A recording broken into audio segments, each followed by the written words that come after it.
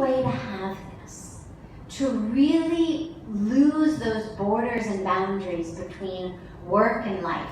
Otherwise, if what you do every day is drudgery, if work feels to you like a 4-letter word, if at the end of the day it's how many hours left, oh my God, is it really only still Wednesday? We're never going to get excellence. We may still be better than others, but we're not actually going to achieve the level of excellence that at the end of the day is going to make us feel fulfilled and like our lives and our jobs are meaningful.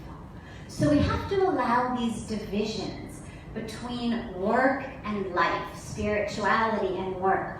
All of this, those boundaries have to be dissolved, because as long as everything is in a box, then this is how much I have to work just so I can put food on the table, just how I can feed my family.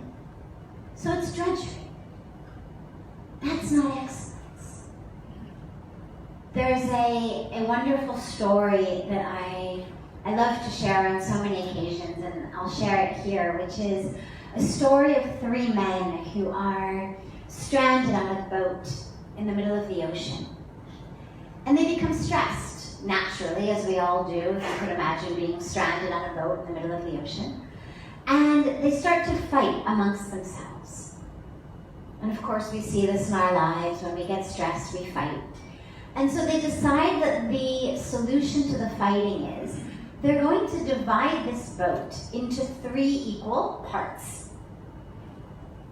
Imaginary, they obviously didn't get stranded with a roll of duct tape, but they make these imaginary lines down the boat so that each of the 3 men has his own 1/3. Fighting stops. And one day, 2 of the men look over and they notice that a leak has sprung in the 3rd man's part of the boat. And water is coming in and it's filling the boat. And they panic and they say to the 3rd man, well, stop up the leak, for God's sakes. The boat's going to sink. We're all going to drown. And the 3rd man says, oh, come on, don't worry. It's only leaking in my part of the boat.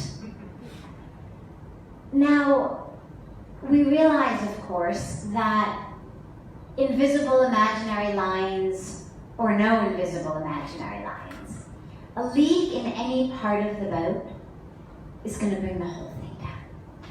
But we do that same thing in our lives. We draw these imaginary lines between this is my work, this is my life, this is spirituality.